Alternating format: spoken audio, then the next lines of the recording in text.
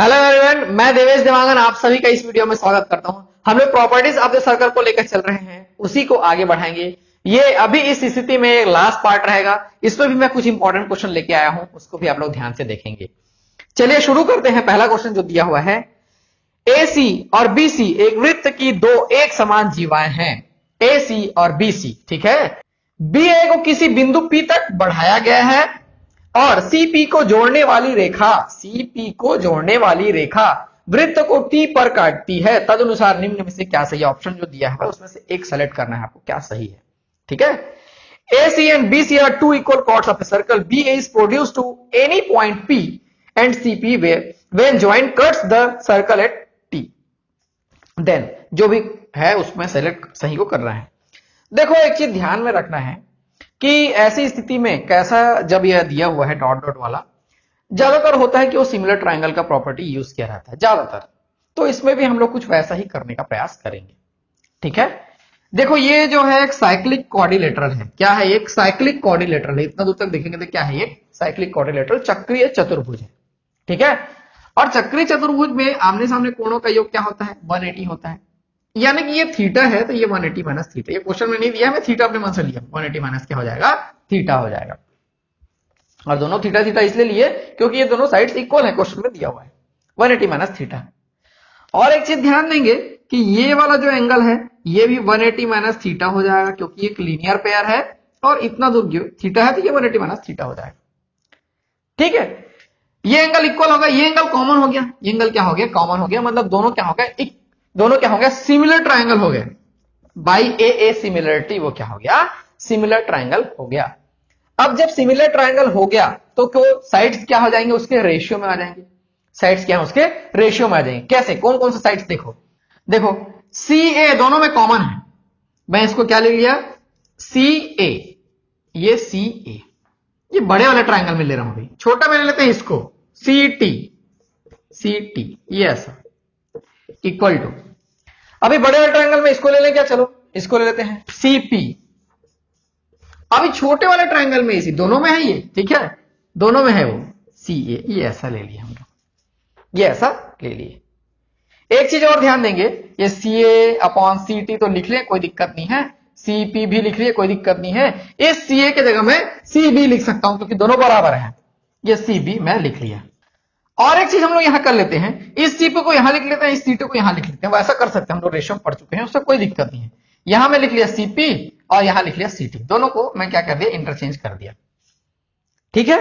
क्यों ऐसा कर दिया? क्योंकि मेरे को एक ऑप्शन इससे मिलता जुलता दिखाई दे रहा है। देखो CT-CB, ऑप्शन सी देखो, CT-CB इज इक्वल टू, उसके बाद CA-CP दिया हुआ है क्या? CA-CP, देखो इससे मैच करके CA-CP, CT-CB, यही हमारा क्या हो जाएगा? आंसर हो जाएगा। ऑप्शन सी हमारा आंसर हो जाएगा। तो ये अच्छा क्वेश्चन था। इसमें कंफ्यूजन हो सकता है, कोई दिक्कत नहीं है, लेकिन आप सही तरीके से जाएंगे तो आपसे बन जाएगा। अभी और प्रश्न ऐसे ही बना के देखते हैं। चलिए नेक्स्ट क्वेश्चन क्या दिया हुआ है, ध्यान से सुनेंगे। एक बाह्य बिंदु P से जो वृत्त के केंद्र से 13 सेंटीमीटर की दूरी पर स्थित है, वृत्त के केंद्र से 13 सेंटीमीटर की दूरी पर स्थित है, एक O केंद्र वाले 5 सेंटीमीटर त्रिज्या वाले वृत्त के दो स्पर्श रेखाएं PQ और PR यहां पे दिया खींची गई हैं, तब क्वाड्रिलेटरल जो बन रहा है PQR है। देखो PQOR, इसका हमको एरिया निकालना है, क्षेत्रफल निकालना है। ये थोड़ा अलग टाइप से क्वेश्चन है, ठीक है। चलिए, from a point P which is the distance of 13 centimeter from center of the circle of radius 5 centimeter in the same plane A, pair of tangent PQ and PR are drawn to a circle. Area of quadrilateral PQOR is। तो इसको कैसे करना है? ध्यान से इसको समझेंगे, बहुत इजी है। इसमें एक ही फॉर्मूला यूज होगा एरिया का। चलो देखते हैं। ये 13 है, ये 5 है, और ये क्या है? राइट एंगल ट्रायंगल है। ये क्या है? राइट एंगल ट्रायंगल है। और ये भी 5 होगा, 5 सेंटीमीटर होगा, और ये दोनों इक्वल होगा क्योंकि ये क्या है? टेंजेंट है। तो हम लोग एक तरफ का काम कर लेंगे तो बाकी तरफ का काम करने की आवश्यकता नहीं है। तो ये 13 है और ये 5 है, तो ये कितना हो जाएगा? 13 स्क्वायर माइनस 5 स्क्वायर। कितना हो जाएगा? 13 स्क्वायर माइनस 5 स्क्वायर। ये कितना हो जाएगा? 169 माइनस 25, 169 माइनस 25, ऐसा कर लेंगे। ये आता है 144। कितना आता है ये 144, और रूट ओवर 144 कितना आ जाएगा ये 12 सेंटीमीटर। ये साइड आ गया PQ 12 सेंटीमीटर। क्या अब हम लोग इसका एरिया निकाल सकते हैं? क्या हम लोग उसका एरिया निकाल सकते हैं? देखो तो ये राइट एंगल ट्राइंगल है, ऐसा है वो, ये 5 है, ये 12 है, ये 13 है, ये ऐसा ही कुछ है वो। तो इसका एरिया क्या होता है 1/2 base into height. 1/2 base into height, base 5 है, हाइट क्या है यहां पे 12 है। ठीक है, कितना हो जाएगा ये 12×5 60, ये 30 हो जाएगा, 30 सेंटीमीटर स्क्वायर। 30 सेंटीमीटर स्क्वायर ऊपर वाले ट्राइंगल का आ रहा है, सिर्फ ऊपर वाले ट्राइंगल का आ रहा है, इतना 30 सेंटीमीटर स्क्वायर आ गया।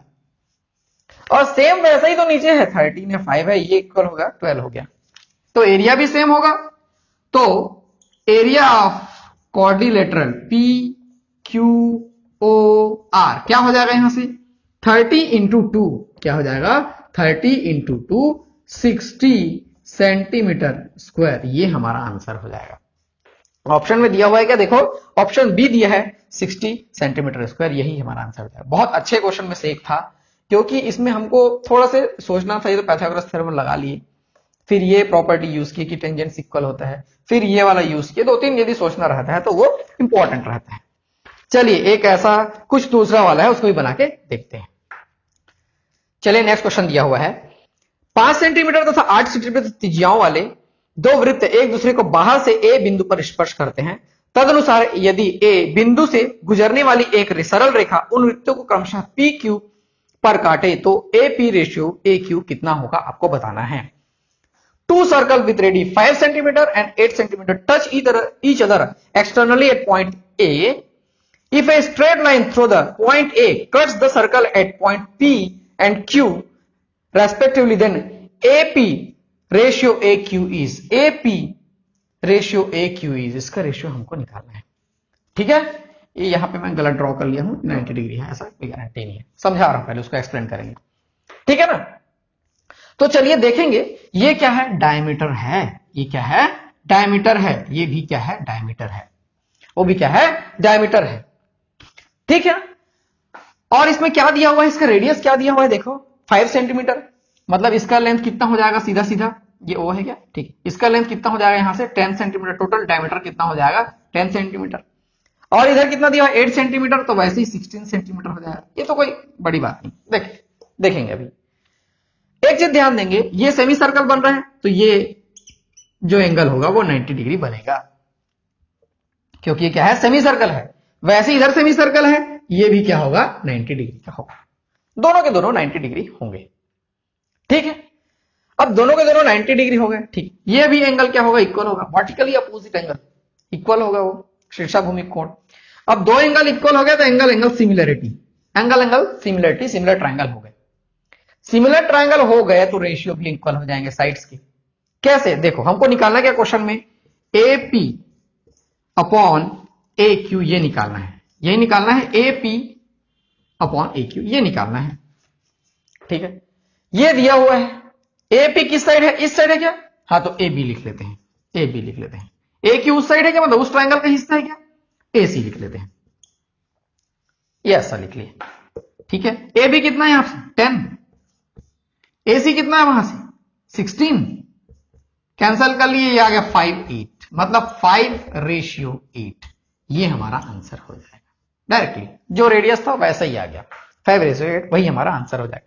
देखो ऑप्शन दिया हुआ क्या, हाँ ऑप्शन बी दिया हुआ है, वही हमारा राइट आंसर। लेकिन आप लोग गलती ये नहीं करेंगे, ऑप्शन ए जो 8:5 दिया है थोड़ा उल्टा दिख रहा है, तो हो सकता है कभी कभी यहां से लेने में गलती हो जाती, तो वैसा गलती नहीं करेंगे, वो गलत हो जाएगा। हमारा आंसर हो जाएगा ऑप्शन बी 5:8। ठीक है, इसके बाद वाले जो 4 क्वेश्चन है उसको मैं दो करके यहां ड्रॉ कर लेता हूं, फिर उसके बाद उसको अच्छे से आपको समझाता हूं। चलिए नेक्स्ट क्वेश्चन जो दिया हुआ है, ये इंपॉर्टेंट क्वेश्चन है, ये एग्जाम में आया हुआ था, लेकिन एक बुक में मैं इसका सॉल्यूशन देखा हूं तो उसमें गलत सॉल्यूशन दिया हुआ था, और ऐसा क्यों किया हुआ था वो वही जाने। ठीक है, हम लोग इसको देखेंगे, बहुत कठिन तरीके से बनाया हुआ था और गलत सॉल्यूशन दिया हुआ है। ठीक है, चलिए क्वेश्चन दिया हुआ है, OD, OE और OF त्रिभुज की 3 भुजाओं पर लंबवत विभाजक है, तो BAC तथा BOC के बीच, एंगल BAC और BOC के बीच क्या संबंध होगा, आपको बताना है। If OD, OE and OF are perpendicular bisector of the sides of a triangle, then what is the relation between angle BAC and angle BOC? देखो इसमें क्वेश्चन में क्या था कि ये जो मैं सर्कल ड्रॉ किया हुआ हूं वो नहीं दिया हुआ था, ये जो अंदर में ट्राइंगल है जो दिया हुआ है उतना ही दिया हुआ था, उसके ज्यादा कुछ नहीं दिया हुआ था। ये सर्कल मैं अपने मन से ड्रॉ किया हूं क्योंकि यहाँ पे क्या दिया हुआ है, लंबवत विभाजक, परपेंडिकुलर बाइसेक्टर्स। इसका मतलब ये क्या हो जाएगा, परिकेंद्र, सर्कम सेंटर हो जाएगा और ये तीनों पॉइंट जो है सर्कल से होकर जाएगा, ऐसा हो जाता है। ठीक है, उस हिसाब से मैं इसको ड्रॉ किया हुआ हूं। दूसरी बात, और इसमें जो BAC की बात की है, ये तो ये एंगल हो गया, लेकिन BOC, ये C है, ठीक है, BOC, ये BOC ये भी यहां पे नहीं दिया हुआ था क्वेश्चन में, BOC ऐसा ड्रॉ नहीं था, तो बहुत लोग कंफ्यूज हो गए, तो BOC तो यहाँ पे ड्रॉ ही नहीं है, गलत दिया हुआ, क्वेश्चन गलत होगा, ऐसा करके बहुत सारा चीज। ठीक है, लेकिन क्वेश्चन बिल्कुल सही था। ठीक, तो इसमें करना क्या है, सीधा सीधा जैसे ही देखें, अब ये बन गया ट्राइंगल, इसको हम मिटा लो क्या, इसको कोई काम नहीं है, इसको मिटा लेता हूं, इसको कोई काम नहीं है, कंफ्यूज करने के लिए है वो। ठीक है, ऐसा क्या हो जाता है, हम लोग प्रॉपर्टी पढ़े थे, ये जो ही एंगल होगा इसका आधा होगा, या फिर ये जो एंगल होगा इसका डबल होगा। सीधा सीधा angle BOC is equal to 2 angle BAC, ये सीधा सीधा प्रॉपर्टी है। इतना ही हमको करना था उस एग्जाम में, लेकिन उस बुक में, बुक का नाम नहीं लूंगा मैं, छत्तीसगढ़ का कोई ऑथर है, बहुत लंबा सॉल्यूशन और गलत सॉल्यूशन दिया हुआ था, तो ऐसा जो बुक है उसको नहीं पढ़ना है और उससे दूर रहना है, क्योंकि इतना छोटा सी चीज में भी गलती हो गया तो प्रॉब्लम हो जाएगा। तो देखो ऑप्शन में डी दिया हुआ है, BOC is equal to angle BAC, इसका राइट आंसर हो जाएगा। बहुत इजी था, देखते ही बन गया। नेक्स्ट ये जो दिया हुआ है इसको मैं पढ़ लेता हूं।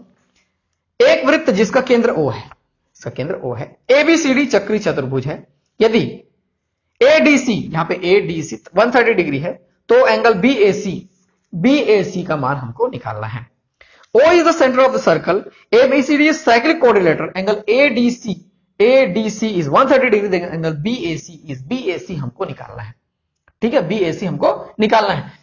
तो देखो एक साइक्लिक क्वाड्रिलेटरल है, ये क्या है, साइक्लिक क्वाड्रिलेटरल है, और यहां पे कुछ और दिया है, O इज सेंटर, और सेंटर को मैं ड्रॉ करना भूल गया हूं, यहां है सेंटर, O क्या है, सेंटर है।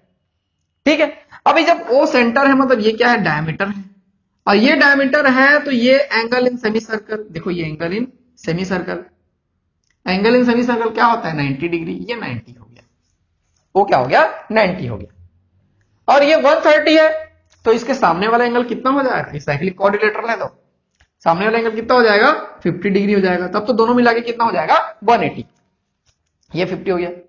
अब ये 90, ये 50, 140, तो बच कितना गया, 180 होने के लिए अगेन 40, ये हो जाएगा 40 डिग्री, यही हमारा आंसर हो जाएगा। ठीक है, तो ऐसे इसको बनाना है। ठीक है, तो ऐसे ही 2 क्वेश्चन और हैं, उसको भी मैं ड्रॉ कर लेता हूं। देखा जाए ये एग्जाम में आया हुआ है ना, कोई ऐसा नहीं कि मैं बस वीडियो को लेंथ बढ़ाने के लिए बना रहा हूं, एग्जाम में आया हुआ है, इसलिए मैं उसको अलग से लिख के आपके सामने लेकर आया हुआ हूं। ठीक है, और 2 क्वेश्चन है, उसको मैं ड्रॉ कर लेता हूं। चलिए यहां पे मैं 2 डायग्राम ड्रॉ कर लिया हूं, इसको भी बना के देखते हैं। इसमें हमको क्या निकालना है, एंगल CAD और CBD, इनका एडिशन निकालना है, इसमें एंगल X निकालना है। ठीक है, तो चलिए पहले यहां देखते हैं, ये क्वेश्चन एग्जाम में आया हुआ था, बहुत इंपॉर्टेंट क्वेश्चन है। देखो ये 30 डिग्री दिया हुआ है, क्वेश्चन क्या दिया हुआ है, 30 डिग्री दिया हुआ है, और ये क्या है, सेंटर है, O क्या है, सेंटर है, तो ये दोनों क्या हो जाएंगे, रेडियस हो जाएंगे, और रेडियस हो गए तो दोनों इक्वल। इस प्रॉपर्टी को मैं कई बार इस्तेमाल कर चुका हूं, ये दोनों 30 इक्वल हो गए, 30 60 कितना बच गया, ये 120, 180 होने के लिए 120। अब इसी आर्क में यहां पे एंगल बना हुआ है, इधर चलेंगे तो इसका आधा हो जाता है, ये 60, वैसे ही इधर भी वैसे ही बना हुआ है, तो ये 60 आ गया, ये 60, ये भी 60, दोनों मिला के आ गया 120। यही हमारा आंसर है, बहुत इजी है, देखो कुछ नहीं करना पड़ा। ठीक है, ऑप्शन में भी दिया हुआ है। नेक्स्ट इधर चलते हैं, इधर x का वैल्यू निकालना है, और इसमें इतना ही दिया हुआ है, ये 20 डिग्री 30 डिग्री, ये जो सेंटर है, चलो और मान के चलो वो क्या है, सेंटर है, ये O सेंटर है। ठीक है, अभी देखो मैं इसको ऐसा ड्रॉ कर लेता हूं, ये एक रेडियस ऐसा ड्रॉ कर लिया, वो रेडियस हो जाएगा। ठीक है, हालांकि ये थोड़ा सा ऊपर होना चाहिए था, लेकिन चलिए हम लोग बनाएंगे, वो सेंटर मान के चलते हैं। तो ये 20 है, तो ये भी 20 डिग्री हो जाएगा, सेम प्रॉपर्टी जैसा इधर पे लगाया हूं मैं, वैसा ही ये 20 है तो ये भी 20 हो जाएगा, दोनों रेडियस इक्वल हो जाएंगे, ये 30 है तो ये भी 30 हो जाएगा, वो भी क्या हो जाएगा 30 हो जाएगा। अब 30 20 ये कितना हो गया टोटल, ये हो गया 50। कितना हो गया 50। अब ये वही आर्क पे बना हुआ है, बीसी पे बना हुआ है, और बीसी यहां पे सेंटर पे भी बना हुआ है, तो सेंटर पे कितना हो जाएगा सीधा इसका डबल यानी कि 100 डिग्री। यही है हमारा एक्स का वैल्यू आ जाएगा 100 डिग्री, और यही आंसर आ जाएगा। ठीक है, ऑप्शन में दिया हुआ है क्या, हाँ ऑप्शन में बिल्कुल दिया हुआ है। हमारा आंसर कितना आ गया 100। तो ये तो जो भी डायग्राम वाले क्वेश्चन थे ये बहुत आसान थे, लेकिन एग्जाम में आया हुआ था करके मैं आपको इस क्वेश्चन को बताया हूं। प्रॉपर्टीज ऑफ दिस सर्कल में हम लोग अभी फिलहाल यहीं तक रखते हैं। इतने सारे क्वेश्चन जितने भी मैं आपको बताया हुआ हूं, पूरे 9 पार्ट हो गए, उसको आप लोग ध्यान से देखिए। यदि आप geometry from the very beginning जहां से स्टार्ट किया हूं मैं ज्योमेट्री से, उसमें 15 पार्ट है, फिर अलग अलग बांटा हुआ हूं सिमिलर ट्राइंगल को, फिर प्रॉपर्टीज ऑफ सर्कल को, देखा जाए तो सभी के सभी ज्योमेट्री हैं। सभी के सभी लेसन्स को देखिए, देखने के बाद कोई भी बुक उठाइए आपसे क्वेश्चन बन जाएगा, उसमें कोई प्रॉब्लम नहीं होगा। ठीक है, यही दिक्कत होता है कि हम लोग कुछ कुछ कॉन्सेप्ट को छोड़ते चले जाते हैं तो वो नहीं बनता है। पूरा कॉन्सेप्ट में कंप्लीट कराने की कोशिश किया हूं, एक एक चीज को मैं बताने की कोशिश किया हूं। हाँ कुछ ना कुछ छूट जाता है वो बात अलग है, लेकिन मैं अपनी ओर से पूरी कोशिश किया हूं कि एक एक चीज आपको बता सकूं, इसके बाद आप कुछ भी क्वेश्चन करने को तैयार हैं। तो हम लोग फिलहाल ज्योमेट्री को, प्रॉपर्टीज ऑफ द सर्कल को यहीं पर रखते हैं। आगे आने वाले दिनों में और यदि मेरे पास क्वेश्चन आता है तो फिर मैं नया पार्ट लेके आऊंगा। मैं देवेश आप लोग के लिए ऐसे ही लेसन्स लेके आते रहूंगा। आप मेरे साथ बने रहिए, वीडियोस देखते रहिए और दोस्तों को ज्यादा से ज्यादा शेयर करते रहिए। Thank you.